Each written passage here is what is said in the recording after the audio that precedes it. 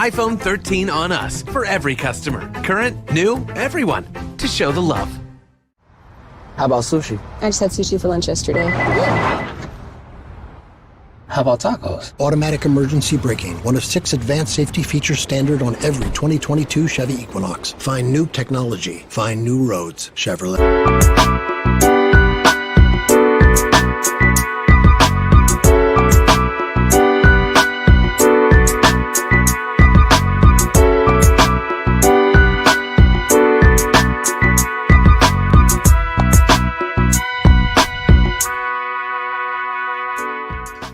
Hey everybody, and welcome to A Balanced Life with Dr. Jacquie. Of course, we have no shortage of opportunity to really kind of sit back in this season and reflect on our lives. The pandemic has taught us a couple of things: what it means to be still, to be silent, and to figure out our own path in life. I know we all have a lot going on, and so many of us are trying to discover where do we make and how do we make our next move. We're going to continue our conversation today on male mentoring and what does that look like in the grand scheme of things, whether we've been estranged from our father figure, whether we have issues or forgiveness. And, I have to be honest and say that daddy issues aren't just for daughters. And so today we want to dive right in with our guests, Dr. Tierney, Charlotte Avery, Corey Briscoe, and Pastor J.T. Johnson. Welcome, everybody. Hey, Dr. Jacquie. Hello. Guys, when I think about the topic that we were talking about on last week, and we were getting into this space of male mentoring, what it is, what it isn't, what it looks like, what it can be, we raised some really tough issues, some critical questions that people need to ask themselves as it relates to how do we navigate that first relationship. Now, for boys, usually it's go ask your mother, you got to pray in grandmother, but we have a tendency to kind of leave dads out of the picture. And I think as women, we have to be careful not to set that tone that dad is not supposed to be present. I would love to hear your feedback related to that. How do we set the tone that men are an integral part of a male's life? Pastor Johnson. Right. Well, good morning, Dr. J. I'll take that from Corey. That's a very, very interesting question. I think one of the things that we have to do is, before we can allow the man to be a father figure in the life of his children, I believe that there has to be a level setting of, if the man is respected and seen as the husband or the man of the house. I believe that relationship builds upon the bridge that takes us to the parental relationship. I will say from experience, growing up in a home with both my parents, my mother and my father, my mother, amazing educator, double master, taught in public school for 40 years, went into administration. But my dad, he worked with his hands. He drove a forklift. So the dynamic in the home. Mom made more money, but I never understood that. I never knew that until I got older, because dad was allowed to be the man of the house. And I believe that the respect that we gave him as being his children came from how he was treated and how we saw our mother interact with him in the home. So I believe that is an amazing starting point. If there is any type of contention, if that relationship is not established and built, I am Pastor J, so I will say that we have typically veered away from what I believe is the blueprint of relationships. The Bible tells us in Ephesians that God is the head of the church. Then Jesus submits to God. The man submitted to Jesus, and then the wife submits to the husband. And I know that word submission is kind of taboo in 2022, but I look at the word submission truly in 2022 as just respect. And if I can respect him enough to trust him to be the man in my life as a wife, I definitely can trust him to be the father of our children. Thank you for sharing that information because all of those relationships are quite critical. They are sort of like the linchpins that hold a household together. I want to move to Corey Briscoe and hear his perspective as well. Hey, Corey. Hey, Dr. J. One, I agree wholeheartedly with what Pastor said. And I think, coming from a different lens, my parents divorced when I was, by fourth grade, I was in a separated household. And so I had mom and then I had dad. And I would say, I really got closer to my father, in the high school and college time. Not that we didn't have a connection, but, I tell people all the time when you look at parenting and when you look at the impacts of divorce and separation, specifically because I ended up with my mom full time and spent time with my dad, but I was really under her leadership at the time.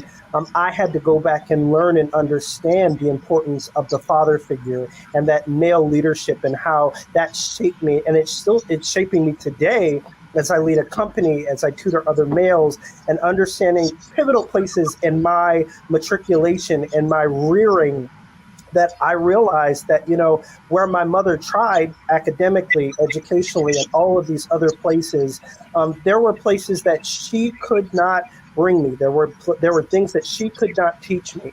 And so fundamentally, I think even when we look at mentoring, when we look at the position our males are in, we've got to look at the places of how they're reared on a day-to-day. And the truth is that in many Black households, there are mother raising Black boys like me, and the impact that has on us and how we see other male relationships.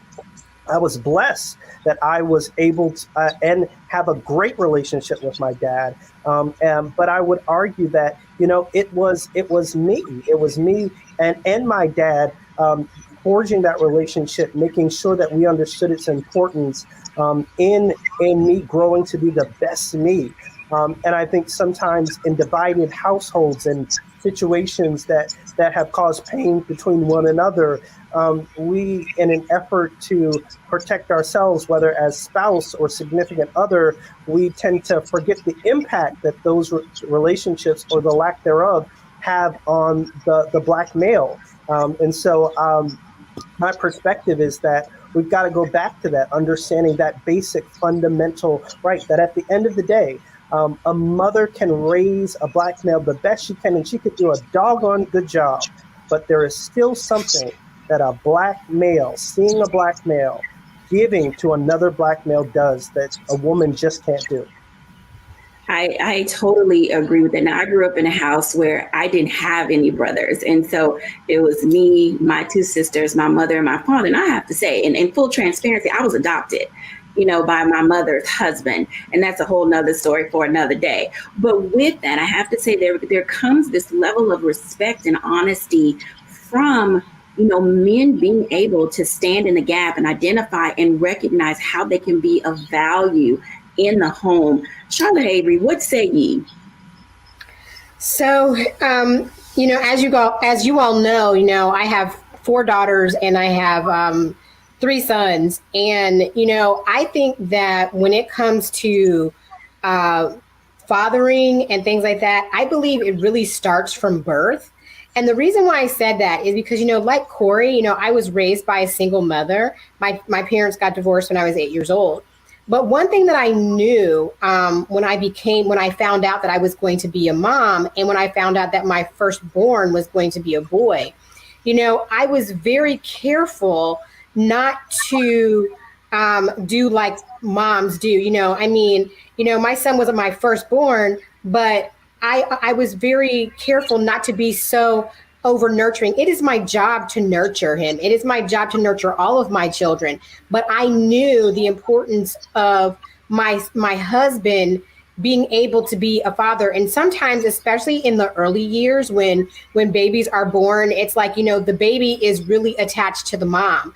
Well, I didn't do that. Like, even though, I was nursing and doing all these things, I made sure, and I was very intentional about my husband being very present, even in the infant years with our children, with my sons especially too, because you have to, my mother-in-law used to say, start out how you're going to hold out. And my thing is, I didn't want my children to always be attached to me. I didn't want them always be coming to me, and I have a blanket that says, go ask your dad, because the thing is that men have to understand that, yes, as women, we birth children, but these babies aren't going to break, right? And so it's important for, even in the early years, in infancy years and toddler years, for women to pass the children off to the husband so that he can hold them, so that he can speak into them, so that they can spend time together. And those are very pivotal times, because one thing that I have found, even just as I'm coaching families and other women, is that if men don't feel that they can step to the plate early, then they are going to take a step back and coming to the plate later.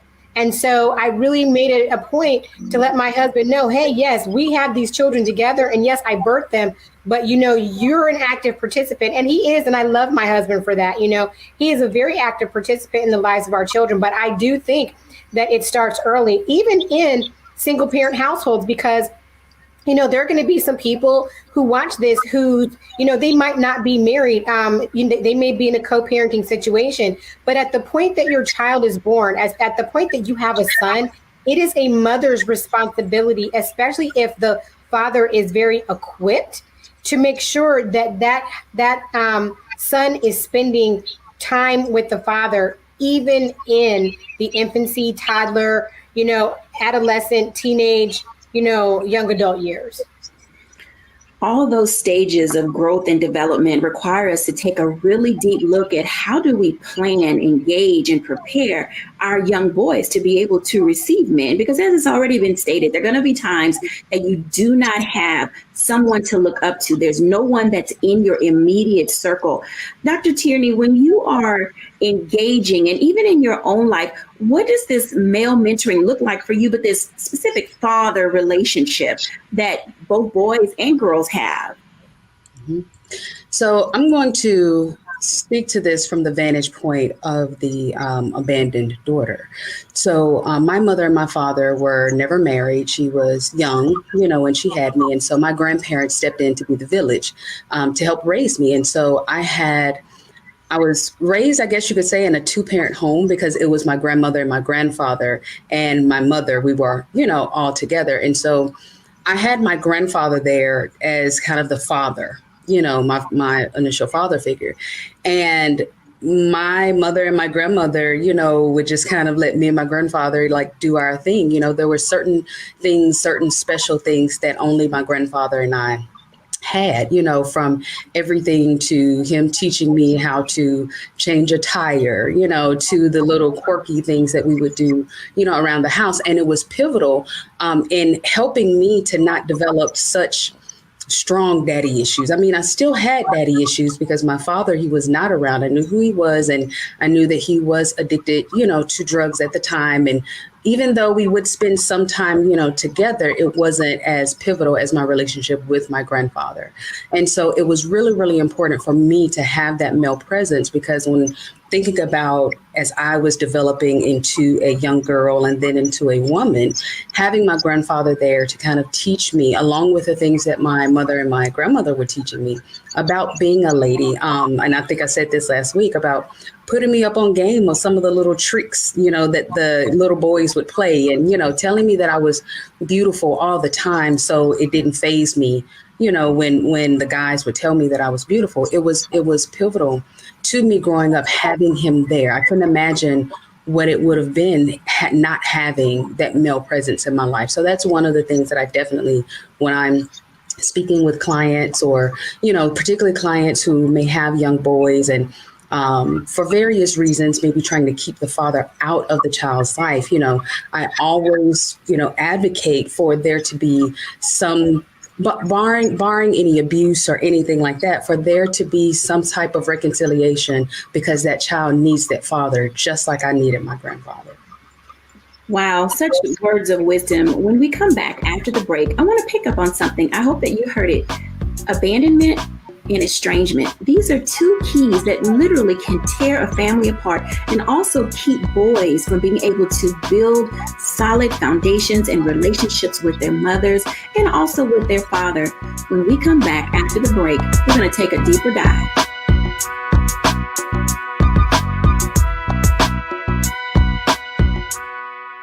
How about sushi? I just had sushi for lunch yesterday. How about tacos? Automatic emergency braking, one of 6 advanced safety features standard on every 2022 Chevy Equinox. Find new technology. Find new roads. Chevrolet. It's time to be smart. Roland Martin's doing this every day. Oh, no punches! Thank you, Roland Martin, for always giving voice to the issues. Look for Roland Martin in the whirlwind, to quote Marcus Garvey again. The video looks phenomenal, so I'm really excited to see it on my big screen. Support this man, Black Media. He makes sure that our stories are told. See, this difference between Black Star Network and Black-owned media and something like CNN. I got to defer to the brilliance of Dr. Carr and to the brilliance of the Black Star Network. I am rolling with Roland all the way. Honored to be on a show that you own. A black man owns the show. Folks, Black Star Network is here. I'm real revolutionary right now. Roland was amazing on there. Hey, Black, I love y'all. I can't commend you enough about this platform that you've created for us to be able to share who we are, what we're doing in the world, and the impact that we're having. Let's be smart. Bring your eyeballs home. You can't be Black-owned media and be scared. You dig?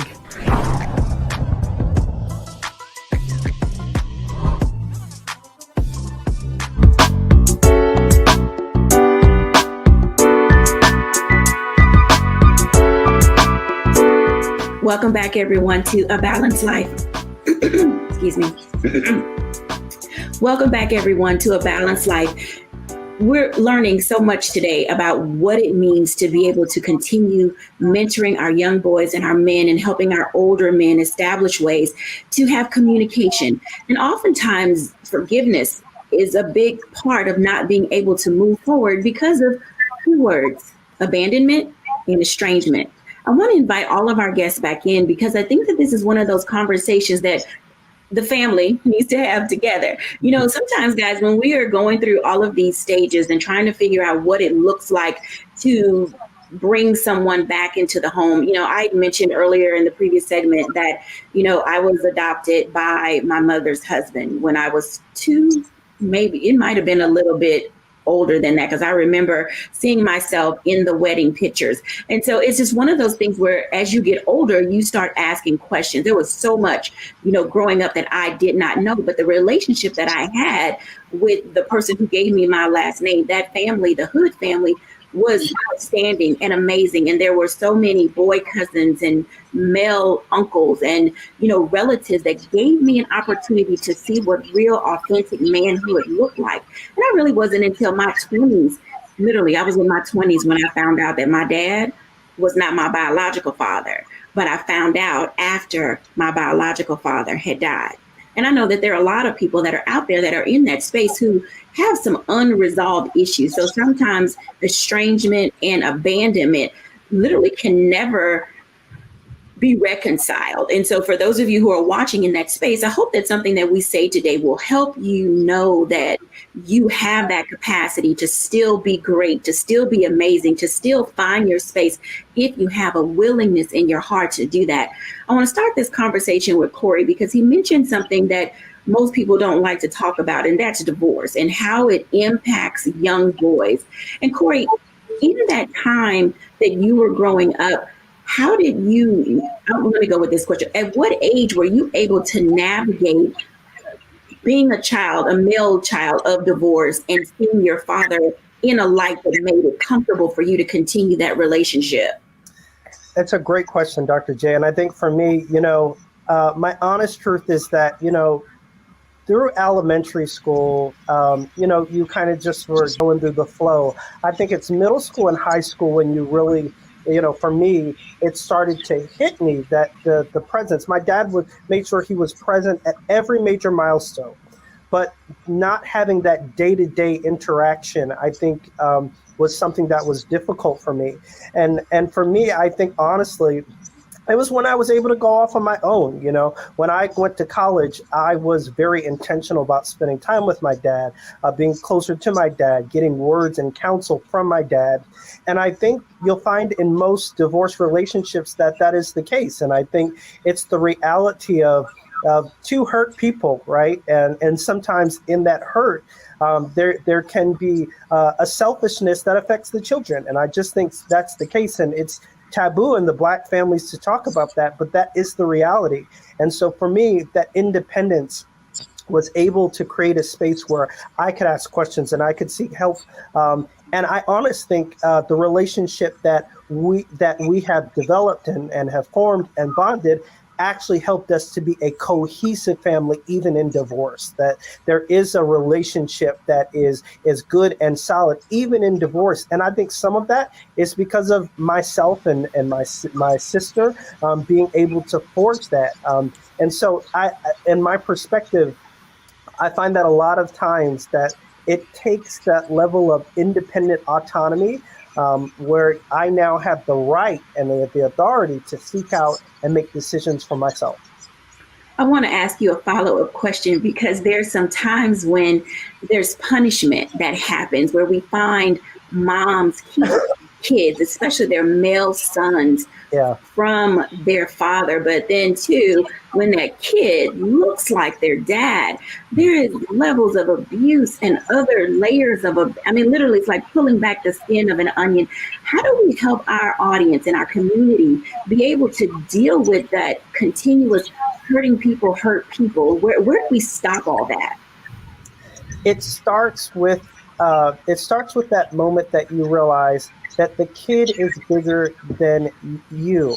I think so often when we look at our children, children had no say in the matter. They had no say in the matter. And so often, because of our own feelings, emotions, hurt, and pain, we use them as tools to get at people. We use them as tools to withhold them. And what we aren't realizing is that though we think we're dealing with our own pieces of internal struggle, what we are causing is a domino effect now on the children. And plain and simple, you gotta stop. I think it's been taboo for so long to talk about divorce and these family dynamics in our communities.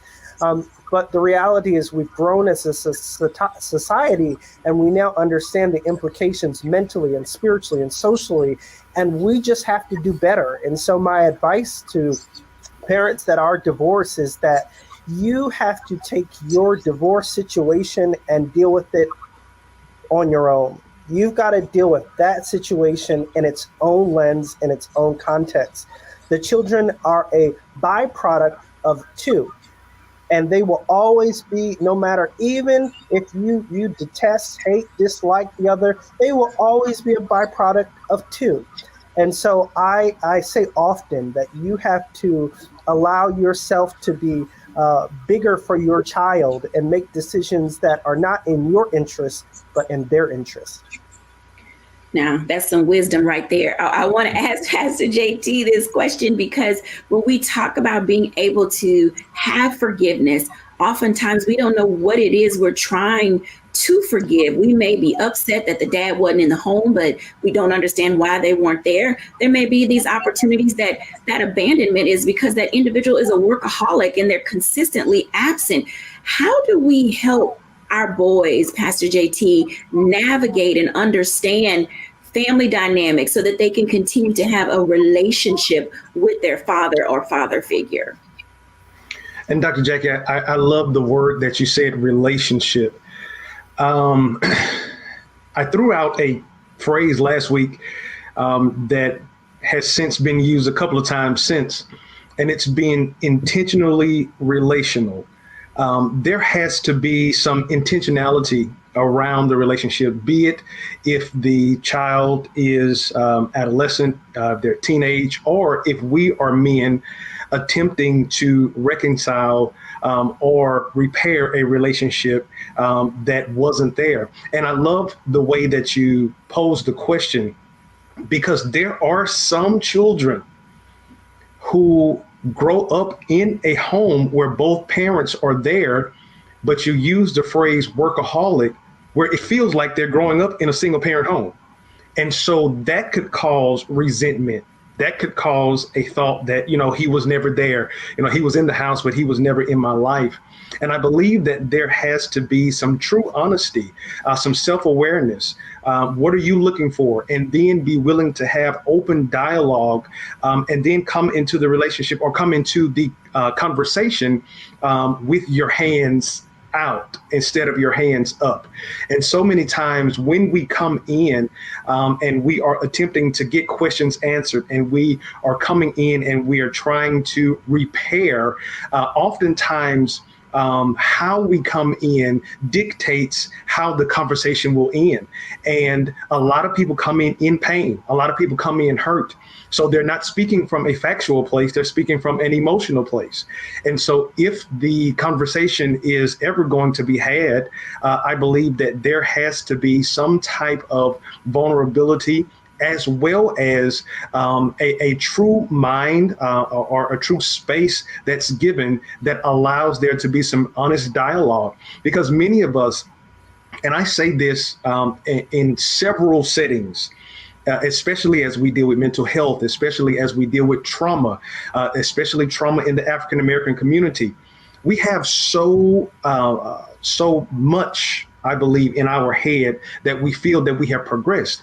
But many of us don't take into account that we are really like one generation away from Jim Crow, one generation away from slavery, one generation away from where men really didn't have true relational relationships with their children because they didn't have the time. They were on plantations. They were working sun up to sundown.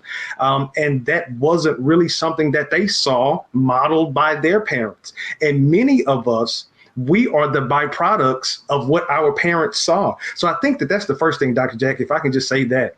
I think many of us have to come in willing to forgive our parents for what they didn't even know that they were doing wrong. Because now in hindsight, we have probably a level of expectation. We've watched The Cosby Show. We've watched how well Uncle Phil and Aunt Viv handled Will when he had to move into Bel Air. And it shaped our mind to believe that that's what we should have experienced when we grew up in the house with a James from Good Times. And so we really don't give that person that was in our lives the grace that we are looking for. So if we are willing or we want to be forgiven for some of the things that we did as children that may have caused some sleepless nights for our parents, that may have caused some headaches unnecessarily for them, I believe that we also have to have that type of grace and forgiveness for our parents as well. You said something else, and I'm going to go on and finish, but you said another word, reconciliation. Forgiveness is something that we have to do and continue to do in the African American community. There was a story in the Bible where Jesus was talking to his disciples, and Peter, of all people, asked a question, say, should I forgive my brother 7 times? And Jesus said, hardly no, 70 times 7. And so I call that the 490 rule. That doesn't mean that I forgive you 490 times of an offense, 490 offensive times. That means every time that thought crosses through my mind, I forgive you. I'm not holding you in contempt to who you were, and you apologize and you were remorseful. I believe that we attempt to go into conversations and relationships looking for reconciliation, but reconciliation involves 2 people. But we still have to forgive, because without forgiveness, we can't have that one big thing that we need to continue to move forward, and that's restoration. 2 people are required for reconciliation, but one person needs to forgive to make sure that they are restored. Thank you for sharing that, because I think as we continue this conversation, this dialogue, and I'm, at that space where I'm going to go to a break because the thought that I have in my head is to talk about how projecting plays a part in the development of our boys. When we come back after the break, I want to expand our conversation just a little bit because we're right at that space where I think some of you are identifying that there's a breakthrough, and we're going to talk about that after our break.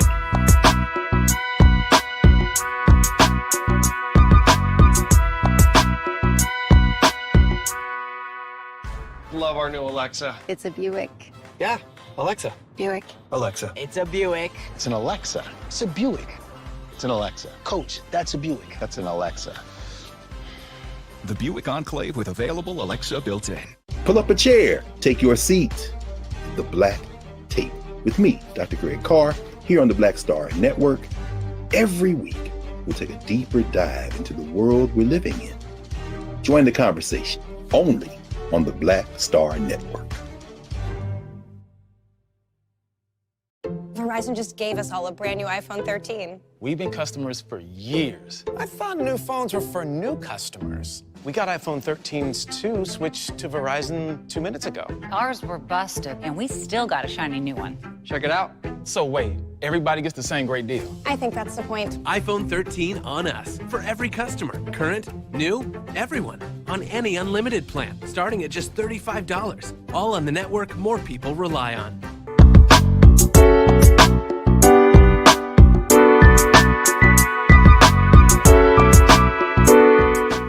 Welcome back, everyone, to A Balanced Life. And let me just tell you, this conversation and dialogue today is so stimulating, but it's also providing us some tools and tips and being a little bit revelatory, if you will, in what it means to look at our life in toto, from the time that we were born, all of the things that we've experienced, and make some determinations about where we are in our relationship with our fathers or our father figure, whether you are male or female. I think you have to identify and say, what am I doing that is causing my son, causing my nephew, causing my male cousin to be out of connection with who he is, growing toward his manhood? I want to talk for a moment about projecting, because I see it oftentimes in this space where, oh, don't do that because, the son is going to feel some type of way, or, your dad doesn't appreciate it when you do these kinds of things. We have to be careful and watch our words, because there is life and death and the power of the tongue. But at the same time, there's also relationship destroying words, and how we communicate, how we interject our thoughts and our feelings. We have to make sure they come from a place of wholeness. I want to talk to Dr. Tierney and Charlotte for just a moment before I bring the guys in, because oftentimes as women, we have a tendency to project our feelings and our emotions. And Pastor JT said something that was very intriguing to me about how we have conversations that are more emotional than rational. Charlotte and Dr. Tierney, when you think about these conversations that we have, do you feel like we're more emotional than rational, Charlotte? I believe, from my standpoint, in my early years, being a mom, I was more emotional, but now, I'm a little older, a little wiser, have a few more gray hairs. Now I am more rational about, my thinking, about my conversation, very careful with my words. I mean, that's why I wrote the 40-day tone of voice tone down, is because, I had a silver tongue and I, was saying and doing some damaging things in my own household, not just with my husband, but with everybody in the house, and I'm not proud of it, but, I own that, and so I know there's a penalty, that goes along with that. But, when you're talking about projection, I remember when I got married, and, and of course, I knew what kind of man my father was. And so, there were certain things that I went into marriage saying, you know what, I'm not going to tolerate this. I'm never going to be married to somebody who does X, Y, and Z. And, and so like early on in my marriage, when I saw some things in my husband that reminded me of my dad, like I would just get so angry and so defensive sometimes, not because I didn't love my husband, but because I didn't want to be married to my father. And then when I had sons, and I saw like certain behaviors and things like that. And I was like, oh man, I got to really snatch that behavior out of him, because that behavior reminds me of my dad. And, you know, even though he was a little person, I didn't want him to grow up to be a big person like my dad, in the way my dad was, you know, some of my dad's behavior. And so I found myself sometimes making, you know, choices that were not rational, but totally based off of emotion from the things that I had experienced. And that's never a good thing. But that's also why it's important, you know, that as we're on this journey, that, you know, healing is not only a choice, but healing is a journey. It is a process. And it's something that we're going to do over and over and over again, whether, you know, even when it comes to our daddy issues. Thank you for sharing that. Dr. Tierney. So I want to address this through the emotional lens of forgiveness, and kind of picking up where Pastor JT left off. There's a quote that says, life without forgiveness is governed by a cycle of resentment and retaliation. And so when we are walking in that unforgiveness, pretty much everything that governs our life will be resentment or retaliation based on what injury we incurred. Now, I'm going to be really transparent here. Forgiveness is pivotal. When you're thinking about leveling up, it is pivotal in you getting to your next level. It's so important. I dedicated an entire chapter in my book just to forgiveness. And the reason why I really had to do that is because God had to sit me down. You know, forgiveness is something that I struggled with, like, seriously. Like, I did not believe that I would ever be able to forgive my dad. For me, forgiveness meant that I was making it okay in what he did, you know, so I had to hold on to the anger. I had to hold on to the bitterness. I had to hold on to the resentment in order to, like, pay him back, when really what I was trying to get was some type of restitution. And that's often what we do when we find ourselves in that emotional state of unforgiveness. We're trying to get restitution for what happened to us. That could be an apology, or it could be we want the person to suffer and hurt as much as they hurt us and what we felt, you know. But what we fail to realize is that the only person we're hurting is ourselves. You know, that's the only person that we're hurting, because we're the ones sitting here holding on to the anger and the resentment of what they did. Think about it this way. When we don't forgive them, we're constantly allowing ourselves to be hurt over and over and over again, because we are replaying over and over and over again in our thoughts and in our emotions what they did to us. And so when we are caught in that cycle, we will never really be able to get truly to our next level in our lives. I tell the full story in my book, in this particular chapter, of the relationship with my father, why that forgiveness piece was such a struggle to me, why there were times where I just downright hated, you know, my father and resented him, you know, and I know that's a strong word, but that's how I felt, you know, and he knows it.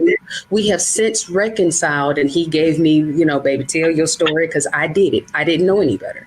You know, he had some hurts of his own that he was using drugs to try to cope with it, not really realizing how he was hurting me and my siblings. And so growing up with that hurt, it colored how I viewed and approached men. You know, I became that hurt person that was hurting people. You know, I began to think that men were supposed to be like tissues, soft, strong, and disposable.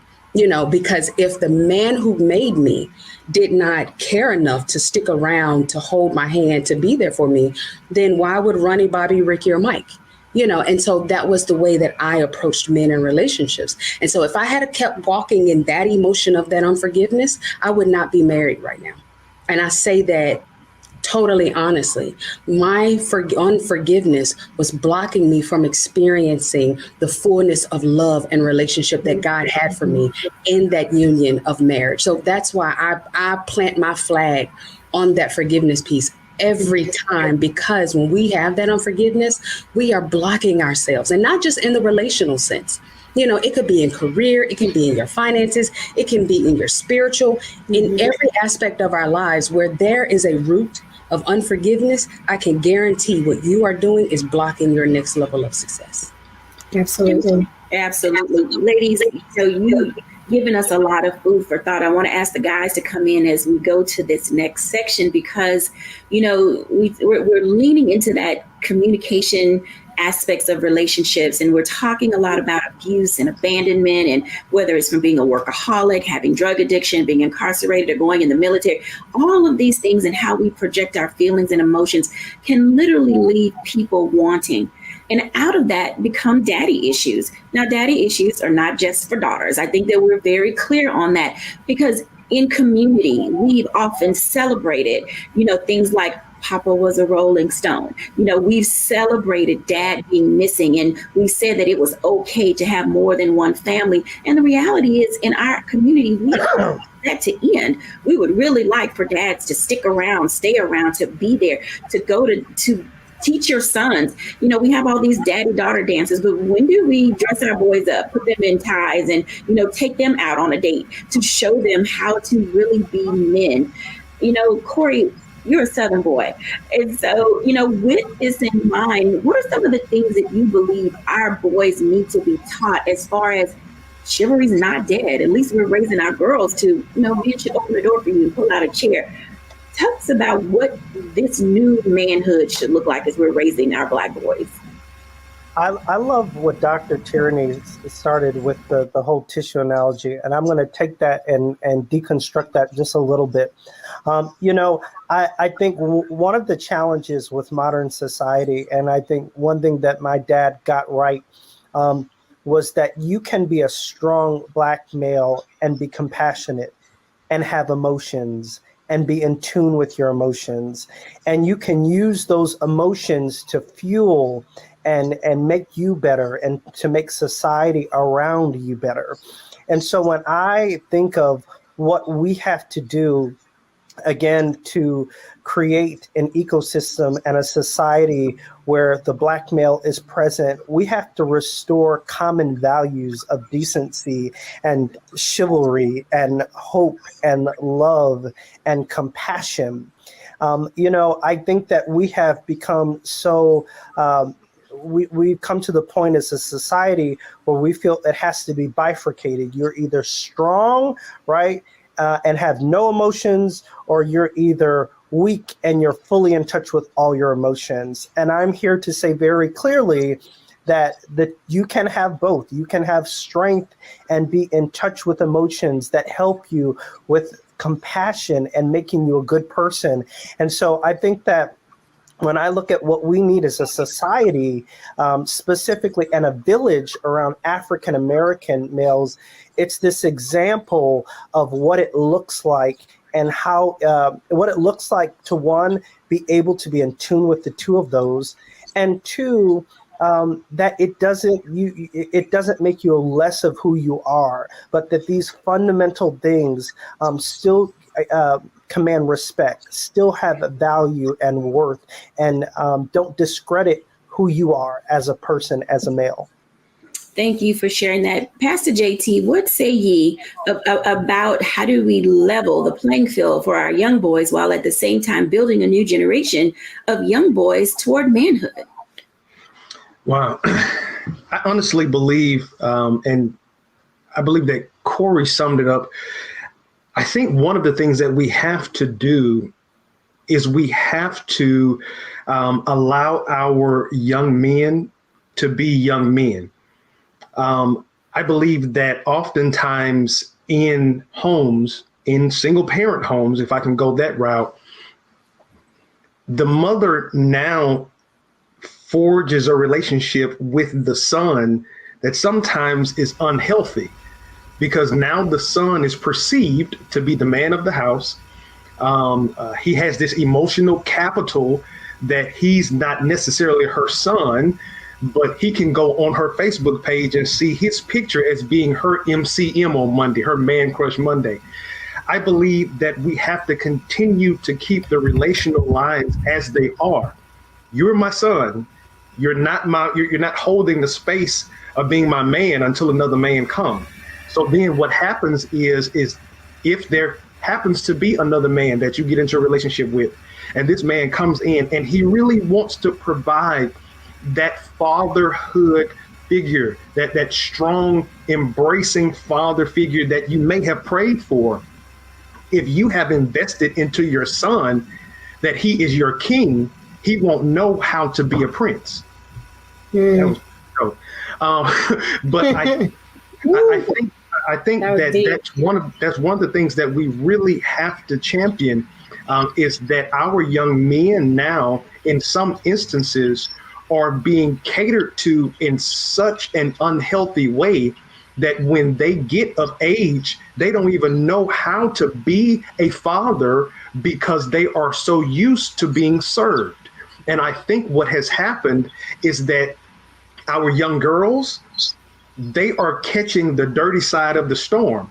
So our young girls are being raised now, and they're being so hard and they're being so calloused. And now you look at our young men, and they are being more tender. And so now it's causing to be a very confused dynamic that if it's not addressed in the home, if this couple ever comes together and they are married, then the wife won't necessarily know how to be a wife because she has been trained throughout these years that you don't need a man for this, or I can do for myself. And so then now you have a young man that comes into the home, and he's not a man, he's just a male, and he does not really know how to be a true leader. He doesn't know how to cover his home. He doesn't know how to be a protector because he is so used to have everything handed to him. It just, burns me up if I drive to a gas station and I see a young boy sitting in the car while his mother is outside pumping the gas. No, we're teaching right there at that moment. And then the last thing that I would say, I believe, and I can just say this, if we have any men that are watching, there needs to be, I believe, men stepping up and just being great men in the community, being great men at your church, being great men in your schools, because that father figure may not necessarily be in the home, but you can be an amazing father figure when that young man sees you. And when that young man sees you, you could be the picture that he will live up to be. You could be that mentor. And so oftentimes we're looking for the next Dr. King. We're looking for the next Malcolm. We're looking for the next big name. But there are people who are in our communities that are just as influential, that may never have a national platform, that may never get 1,000 likes on an Instagram post. But if you can take a young man and do this before you do this, I promise you, you will have an impact on his life that will be generational. Outstanding words. I mean, literally, you just described the cyclical nature of daddy issues, because it really does trickle down. I've watched women say, don't talk to my son. You don't tell him how to pump gas. You don't need to show him how to count money. And that sends two messages, if you will. One, you will never be in a space of being able to be mentored because someone has blocked your ability to receive leadership in its truest. But then the other side of that, you also told that boy that only my mama can chastise me. Only my mama can tell me what to do. We're not going to get into this entire issue of being mama's boys, because that's a whole nother show within itself. And we really do run the gamut of not allowing our young boys to fall into this place of having authentic manhood show up in front of them and allow them to ask men questions, to challenge, what mama says. Ladies, I hear you. That's your son, and I get it. But sometimes young boys need to be able to establish for themselves their own baseline for the world. They need to have their own worldview. They need to know how to think for themselves. How can we send them out into the world to be the men that you need them to be if they never challenge even us, so that we can see that we taught them well, that they know how to think for themselves? When we come back after the break, I want to have our final words from our guests, because I think that this is a great way for us to learn how to trust our village when we're back after the break.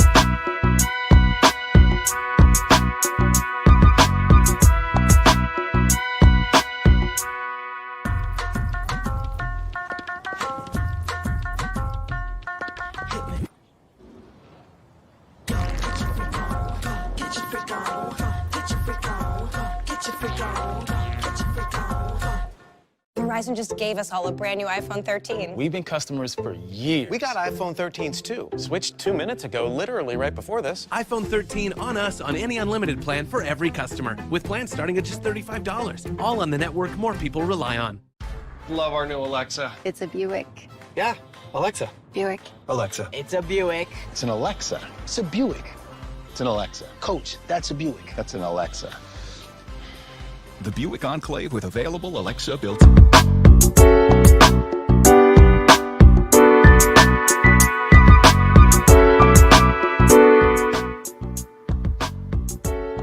Welcome back to A Balanced Life. And oh my God, is your mind not blown? I mean, literally, I know your feelings are hurt. You're wearing them on your sleeves. You're typing us in the chat. You're telling us all of these kinds of things like, who do you think you are telling me how to raise my son?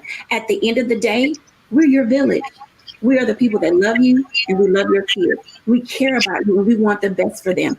We are in this space of all of us learning how to live a balanced life so that we can talk to one another and speak out for one another.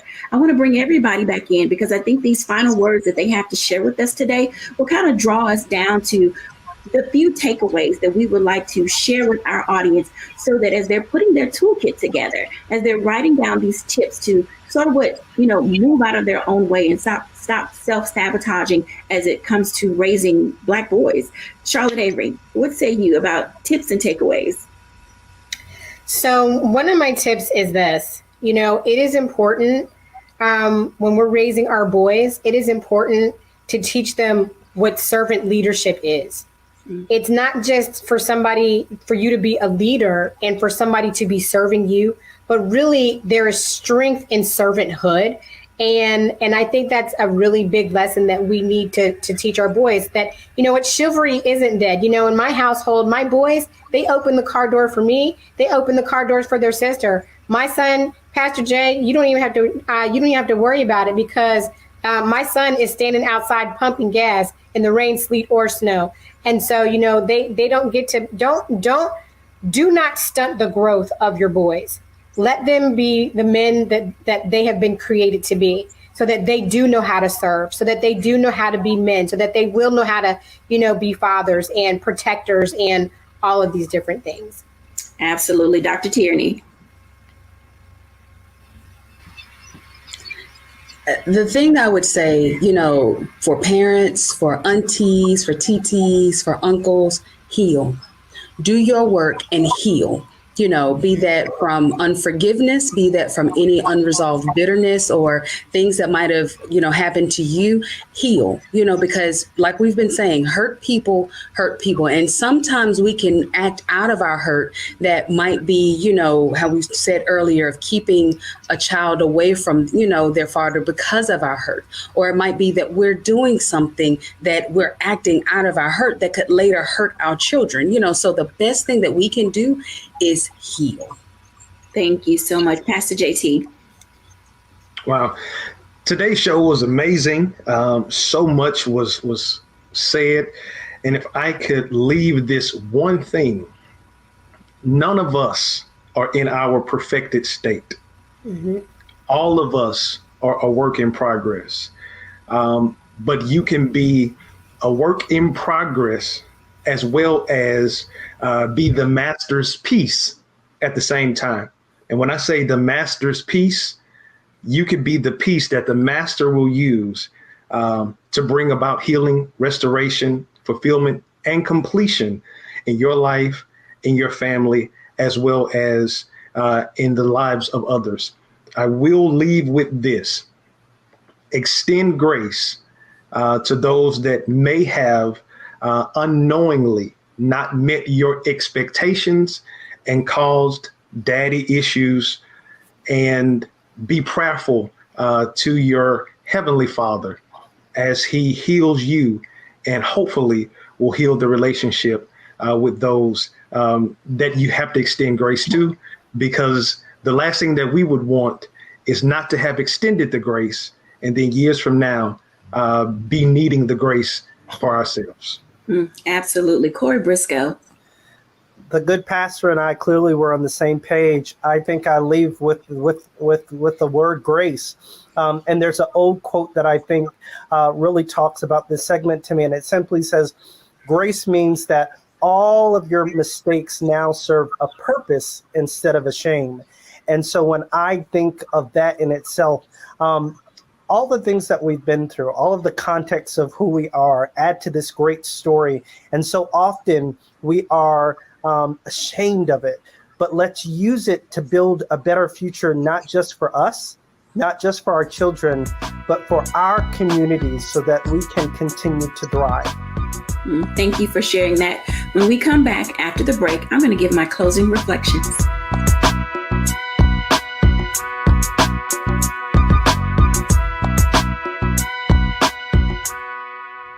How about sushi? I just had sushi for lunch yesterday.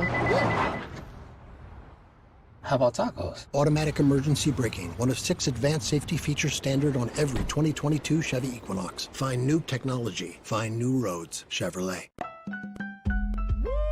We're all impacted by the culture, whether we know it or not. From politics to music and entertainment, it's a huge part of our lives, and we're going to talk about it every day right here on The Culture with me, Faraji Muhammad, only on the Black Star Network.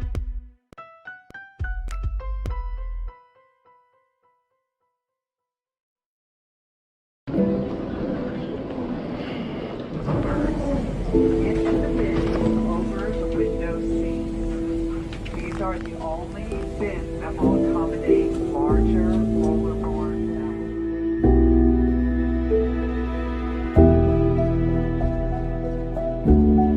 They put 10 in here? 10, and you don't come out till you die. And you eat him, you eat 10. Oh my God.